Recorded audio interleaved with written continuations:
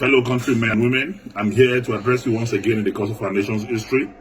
I'm here to address Nigerians, especially on my brother and friend, the former governor of Anambra State, and the former vice presidential candidate of our political party, Peter Obi. Peter Obi is one of the finest Nigerians who is intellectually mobile and administratively sagacious. He's a great Nigerian, and by the grace of God, he has the potential of being a great president in the nearest future. I celebrate you, Peter Obi, and I celebrate your movement for a new Nigeria. I celebrate your conscientization of the Nigerian youth and public on governance and building a new Nigeria. But I want to advise that your time is not now, because you will have to wait for your time. I've listened to your postulations, I've listened to your arguments, I've listened to your deliveries, I've listened to your campaigns, and I can say that 90% of your campaign is dwelling on reducing the cost of governance. I mean, most of your campaigns is around cutting the costs of governance. And I want to tell you that the problem of this country is beyond just cutting the cost of governance. The problem of this country is beyond reducing the cost of governance. I'm not saying that is deceptive, I'm not saying it's pretentious, but I'm telling you that it is less than 1% of our national problem. Beyond cutting the cost of governance, and I want to say that cutting the cost of governance, you don't need to be a president to cut the cost of governance. If you have a very effective Minister of Finance, you have a very effective Minister of Budget and Planning, you have a very effective CBN governor, you can cut and governance. You have a very effective chairman of the economic team. You can cut governance with the cooperation of a president. But I want to say that that is not our major problem today in this country.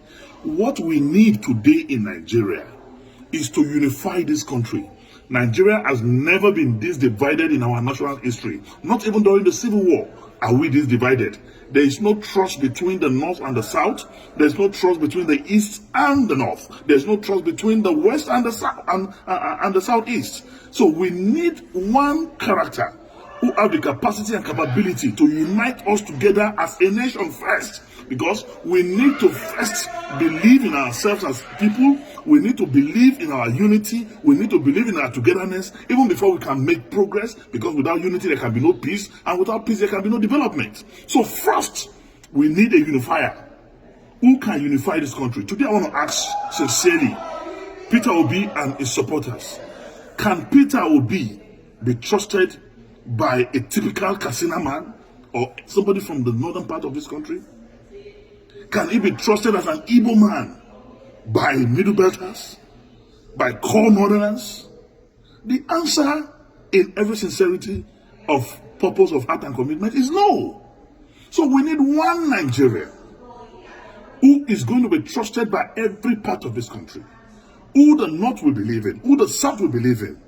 And that person, without blinking my eyes, is Atiku Abubakar, who, when it was dangerous for any northerner to talk about the issue of devolution of powers, when it was dangerous for any northerner to talk about the issue of restructuring, he did, with every boldness in him. Today, Atiku Abubakar married a Yoruba man, have Yoruba sons.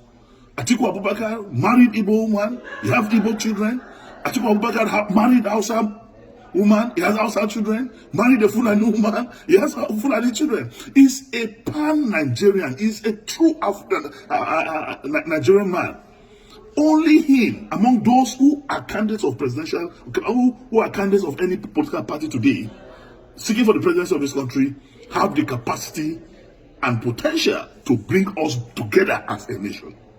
So I want to say, it is time for us to think. I encourage the crusade, the movement started by Peter Obi to continue. Move from campus to campus, move from community to community, move from one progressive group and organization from this country to another, to campaign for the new Nigeria that is to come, and be part of the movement of Atiku Abubakar to rebuild, to restructure, to reorganize, and reboot Nigeria as a country. We must speak the truth, and the truth is the truth. You are a great Nigerian. I salute your political and intellectual sagacity. You are one Nigerian that I know. Tomorrow, there's a space for you. But for today, let us forget the social media drama. Let us forget the diaspora euphoria. The truth of the matter is we need a unifier. We need one Nigerian that can solve the problem of insecurity in this country. We need a Nigerian that will have intel from every security facet of our national life. We need a Nigerian that will get intel from Cameroon, from Chad, from Mali, from Benin. We need a Nigerian that have that capacity to solve the problem of Boko Haram, banditry, and kidnapping, because he has intel and connection with the security network in the South African region. And that's Nigerian today. It's Atiku Abubakar.